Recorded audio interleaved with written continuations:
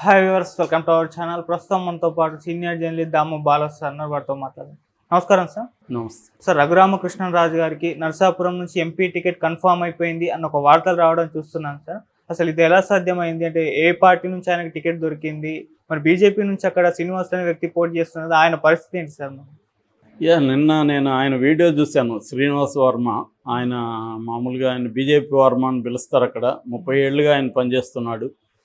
BJP state EC member కూడా ఆయన అక్కడ జెండా మీద పడుకునేసి లేవనే లేదు అసలు. అవును, వాళ్ళు లేపారు. ఇంకా వాళ్ళు అంటే అంతగా ఎమోషనల్ అయిపోయి, నేను నా 30 ఏళ్ళ కృషికి ఇది నా ఫలితము అని చెప్పి ఆయన చాలా ఎమోషనల్గా ఫీల్ అయ్యాడు. నిజం కూడా అది. ఎందుకంటే ఆయన ఎవరికి కూడా తెలియదు, కానీ ఆయన చాలా గట్టిగా బీజేపీ కోసం పనిచేస్తున్నాడు. ఆర్ఎస్ఎస్ నుంచి వచ్చిన వ్యక్తి.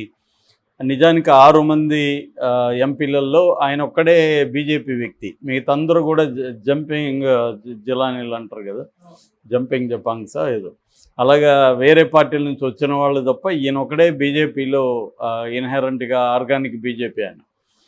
కాకపోతే ఏంటంటే ఇక్కడ ప్రాబ్లం అది, ఆయన వైపు నుంచి చూసినప్పుడేమో ఆయనకి అన్యాయం జరుగుతుందేమో అనిపిస్తుంది శ్రీనివాస్ వర్మ.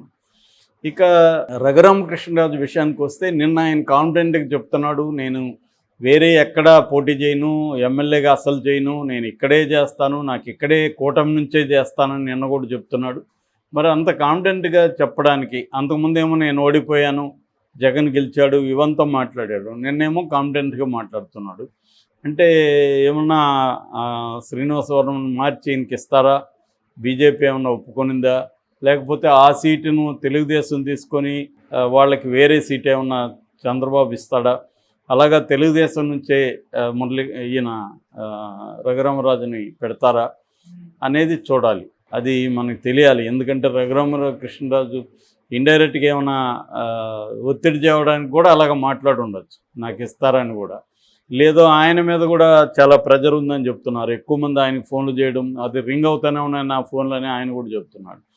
ఎందుకంటే నిజంగా కూడా ఒక షాక్ అయ్యారు చాలామంది. రఘురామకృష్ణరాజు సీటు వస్తుందని కాన్ఫిడెంట్గా ఉన్నారు. అయితే సీటు ఇవ్వాల్సిన నైతిక బాధ్యత ఎవరిదన్నప్పుడు బీజేపీది అయితే కాదు. ఎందుకంటే బీజేపీకి ఈయన చేసింది ఏంటి? రాష్ట్రంలో బీజేపీకి ఏమీ ఆయన పని చేయలేదు, ఆయన హెల్ప్ చేయలేదు. లేదా హెల్ప్ చేయకపోయినా పని చేయకపోయినా కూడా బీజేపీ టికెట్లు ఇస్తుంది. వరప్రసాద్, గూడూరు వరప్రసాద్కి తిరుపతి ఇచ్చింది కదా. అంత కన్సిస్టెంట్గా రఘురామకృష్ణరాజు రోజు అదే పనిగా రచ్చబండో ఇంకోటో ప్రోగ్రాం పెట్టుకొని విపరీతంగా ఆయన సెటైర్లు వేస్తూ ఇటు జగన్ కానీ అటు వైసీపీకి ఆయన చేసిన డ్యామేజ్ ఇంకెవరు చేయలేదు. అది మరి ఆ డ్యామేజ్ అంతా చేస్తున్నప్పుడు దాన్ని వాడుకున్నది ఎవరు? తెలుగుదేశం వాళ్ళే కదా. మాట్లాడితే వైసీపీ ఎంపీ అని చెప్పి ఆయన్ని హైలైట్ చేసి ఆయన ఏం మాట్లాడుతున్నారని ప్రతి ఇష్యూ మీద ఆయన అభిప్రాయం చెప్పడం, ఇలా తెలుగుదేశం మీడియానే విపరీతంగా ఆయన ఉపయోగించుకున్నారు. సో అలాగ ఉపయోగించుకున్నప్పుడు ఖచ్చితంగా ఆయనకి సీట్ ఇవ్వాల్సిన నైతిక బాధ్యత చంద్రబాబుది. అది రఘురామకృష్ణరాజు కూడా అది తెలుసు, కానీ ఆయన చంద్రబాబుని తిట్టే పరిస్థితిలో కూడా లేరు. ఎందుకంటే ఇంకా 40 రోజుల పైన ఉంది ఎలక్షన్లు. ఈ లోపల ఆయన్ని తిట్టి దూరం అయ్యే కంటే కూడా కోపం ఉన్నా కూడా దాన్ని అంచుకొని జాగ్రత్తగా డీల్ చేస్తే సీటు ఏదో ఒక రకంగా వచ్చే అవకాశం ఉంది. కాకపోతే రఘురామకృష్ణరాజుతో ఉండే ఇబ్బందులు కూడా చంద్రబాబుకు ఉన్నాయి. So Chandrababu point of view నుంచి కాసేపు మనం ఆలోచిస్తే ఎందుకు ఇవ్వలేదు ఆయన అన్న ప్రశ్న ఇప్పుడు అందరూ అడుగుతున్నారు. ఎక్కడ పోయినా కూడా చంద్రబాబు ఎందుకు ఇవ్వలేదు సార్ అని అడుగుతున్నారు. దాన్ని వైసీపీ వాళ్ళు ఏంటంటే చంద్రబాబు ముందు నుంచి వాడుకొని వదిలేసే లక్షణం ఉంది కదా, అందుకని అతను కూడా వాడుకొని వదిలేశాడు అనేది అంటారు.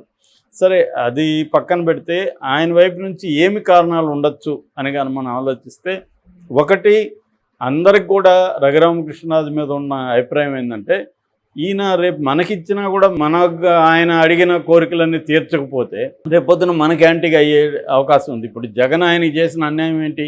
ఎందుకు ఆయన యాంటీగా మారాడు అనేదానికి ఆయన ఏమి సమాధానం చెప్పట్లేదు. ఏదో కారణం ఉండాలిగా. జగన్కి యాంటీగా ఎందుకు మారాడు? జగనే కదా ఆయనకి టికెట్ ఇచ్చింది. జగన్కి యాక్చువల్గా ఇష్టం లేదు, ఎవరో గట్టిగా చెప్పడం వల్ల ఇచ్చాడని చెప్తున్నారు. సరే, ఏదేమైనా జగన్ టికెట్ ఇచ్చాడు, గెలిచాడు. గెలిచిన తర్వాత జగన్ వల్ల కాదు నా వల్లే నేను గెలిచానని చెప్తున్నాడు. మరి అట్టేటప్పుడు ఆయనే నిలబడి ఇప్పుడు ఇండిపెండెంట్గా గెలవచ్చుగా. ఇది అందరికి వచ్చే డౌటే. సో అది ఒకటి. రెండవది, చంద్రబాబు ఎందుకు ఇవ్వలేదంటే రేపొద్దున ఇతను మనకు కూడా ఇతని కోరికలే, రేపు మినిస్టర్ అడుగుతాడు ఇవ్వలేము, ఇంకోటి అడుగుతాడు ఇవ్వలేకపోవచ్చు.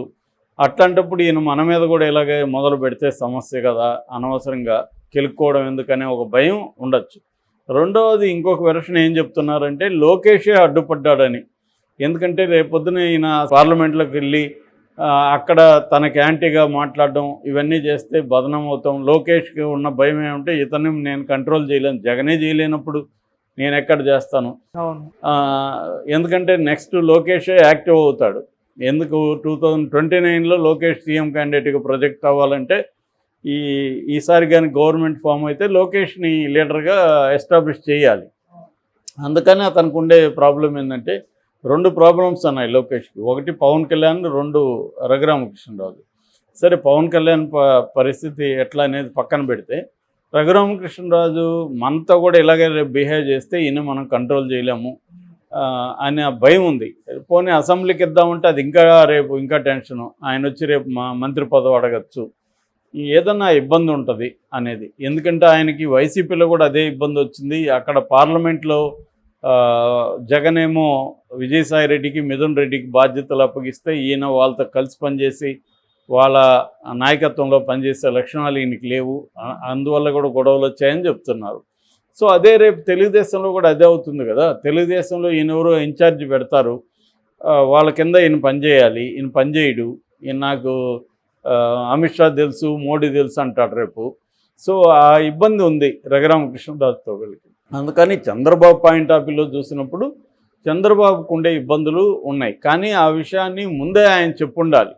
సో ముందు ఆయనకి హామీ ఇచ్చి ఇస్తానని. ఎందుకంటే ఆ మధ్య కూడా జెండా సభలో, తాడేపల్లిగూడెంలో జరిగిన జెండా సభలో కూడా పవన్ కళ్యాణ్ చంద్రబాబు ఎదురుగానే ఆయన అనౌన్స్ చేశాడు, నేను కూటమి నుంచి పోటీ చేస్తాను, ఏ పార్టీ అనేది చెప్తాను అనేసి. అంత కాన్ఫిడెంట్గా ఉన్నాడు. అప్పుడైనా ఆయనకి చెప్పాలి, ఒరిబాయ్ మేము ఇవ్వలేము నీకు సీట్ అని ముందే చెప్పుండాలి. కానీ ముందే చెప్తే ఈయన మళ్ళీ మనకి యాంటీగా అవుతాడేమో అని అప్పుడు చెప్పలేదు. సో ఈ ఎవడి ఇబ్బందులు వాళ్ళకు ఉన్నాయి. ఇప్పుడు రఘురామకృష్ణరాజుకు ఉన్న ప్రాబ్లం ఏంది, ఆయన ఒక డేరింగ్గా ఎదుర్కొన్నాడు జగన్ని, దానివల్ల ఇబ్బందులు కూడా పడ్డాడు. ఆయన ఏమీ సంపాదించాడనేది ఏమీ లేదు. ఒక ప్రజల్లోనూ ఆయనకి మంచి పేరు రాలేదు, అక్కడ జనాలకి ఆయన ఏమి చేయలేదు. అక్కడ లోకల్గా చేస్తుంటే ఇప్పుడు అంత ధైర్యం ఉంటే ఆయన నిలబడేవాడుగా, ధిక్కరించి నిలబడితే ఏమవుతుంది డేరింగ్గా. మరి ఎందుకు ఆ ధైర్యం లేదు రఘురామకృష్ణరాజుకి? సో ప్రాబ్లం ఏంటంటే ఆయన తెలుగుదేశం వాళ్ళు ఇస్తారు, చంద్రబాబు నన్ను ఇస్తాడు, బీజేపీ వాళ్ళు కూడా నాతో మంచిగా ఉన్నారు కాబట్టి రేపు బీజేపీకి వెళ్ళినా నాకే ఇస్తారు ఈ సీటు అనేది ఆయన అనుకున్నాడు. కానీ బీజేపీ వాళ్ళు దెబ్బ కొట్టారు.